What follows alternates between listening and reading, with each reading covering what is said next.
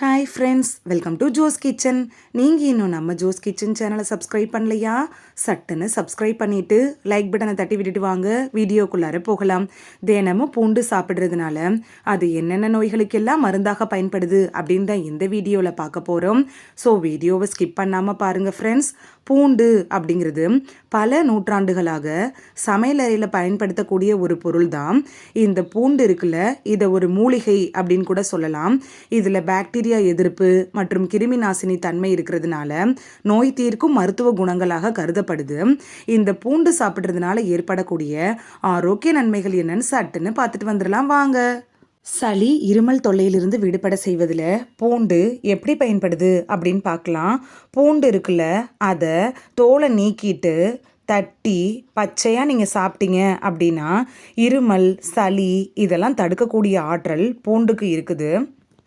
ரத்த அழுத்தத்தை கட்டுக்குள் வைக்கிறதுல பூண்டு எப்படி பயன்படுது அப்படின்னு பார்க்கலாம். தினமும் நம்ம சமைக்கிற சமையலில் பூண்டை பயன்படுத்தி நம்ம சமைச்சிட்டு வர்றப்ப அது ரத்த அழுத்தத்தை குறைக்குது. உயர் ரத்த அழுத்தம் இருக்கும்ல, அவங்களுக்கு பூண்டு தான் ஒரு பெஸ்ட் மெடிசின் அப்படின்னு கூட சொல்லலாம். ரத்த அழுத்தத்தை குறைக்கிறதோடு மட்டும் இல்லாமல் ரத்தம் உறைஞ்சு போகும்ல, அதை குறைக்கக்கூடிய தன்மையும் இந்த பூண்டுக்கு இருக்குது. மூளையினுடைய ஆரோக்கியத்தை மேம்படுத்துறதுல பூண்டு எப்படி பயன்படுது அப்படின்னு பார்க்கலாம். பூண்டில் இருக்கக்கூடிய ஆக்சிஜனேற்ற மற்றும் அலர்ஜி எதிர்ப்பு பண்புகள் காரணமாக மூளை ஆரோக்கியத்தை மேம்படுத்துறதுல பூண்டு முக்கிய பங்கு வகிக்குது அப்படின்னு தான் சொல்லணும். அல்சைமர், டிமென்ஷியா இது மாதிரியான நரம்பு சம்பந்தப்பட்ட நோய்களுக்கு எதிராக செயல்படுறதுலையும் பூண்டு ரொம்ப ஹெல்ப்ஃபுல்லாக இருக்கும். செரிமானம் சம்பந்தமான பிரச்சனையிலிருந்து விடுபட செய்வதில் பூண்டு எப்படி பயன்படுது அப்படின்னு பார்க்கலாம். தினமும் நம்ம பூண்டு சாப்பிட்டுட்டு வர்றப்ப செரிமான பிரச்சனைகள் எதுவுமே வராமல் நம்மளை பாதுகாத்துக்கலாம்.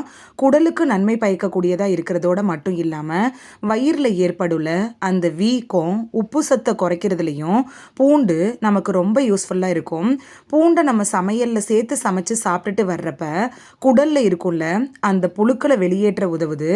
பூண்டில் இருக்கக்கூடிய நல்ல விஷயம் என்னன்னு பார்த்தோன்னா, நமது குடல்ல இருக்குள்ள அந்த கெட்ட பாக்டீரியாக்களை அழிச்சு குடல்ல இருக்கக்கூடிய நல்ல பாக்டீரியாக்கள் எல்லாம் பாதுகாக்குது. நோய் எதிர்ப்பு சக்தியை அதிகரிக்க செய்கிறதுல பூண்டு எப்படி பயன்படுது அப்படின்னு பார்க்கலாம். பூண்டு இருக்குல்ல, அது ப்ரீ ரேடிக்கலுக்கு எதிராக செயல்பட்டு நம்மளை பாதுகாக்குது. அது மட்டும் இல்லாமல் டிஎன்ஏல ஏற்படுள்ள அந்த பாதிப்பை கூட தடுக்குது. பூண்டில் இருக்கிற ஜிங்க் சத்து இருக்குல்ல, அது நோய் எதிர்ப்பு சக்தியை அதிகரிக்குது. விட்டமின் சி இருக்குல்ல, இது நோய் தொற்றுகளுக்கு எதிர்த்து போராட உதவுது. பூண்டில் இருக்கக்கூடிய ஆன்டிமைக்ரோபியல் பண்புகள் இருக்குல்ல, இது கண் மற்றும் காதுகளில் ஏற்படுள்ள அந்த தொற்று நோய்களுக்கு எதிராக செயல்படுறதுல ரொம்ப யூஸ்ஃபுல்லாக இருக்கும். ஸோ தினமும் பூண்டை உங்கள் சமையலில் சேர்த்து சமைச்சிட்டு வரதன் மூலமாக உங்களோட நோய் எதிர்ப்பு சக்தி அதிகரிக்கும். முகப்பருவை குறைய செய்கிறதுல பூண்டு எப்படி பயன்படுது அப்படின்னு பார்க்கலாம். பூண்டு இருக்குல்ல, அது முகப்பருவை தடுக்கிறதுக்கு உங்களுக்கு ரொம்ப யூஸ்ஃபுல்லாக இருக்கும். அது மட்டும் இல்லாமல் முகப்பரு வந்திருக்கும்ல, அந்த வடுக்களை குறைக்கிறதுக்கும் பூண்டு தான் ஒரு பெஸ்ட்டு சாய்ஸாக இருக்கும்.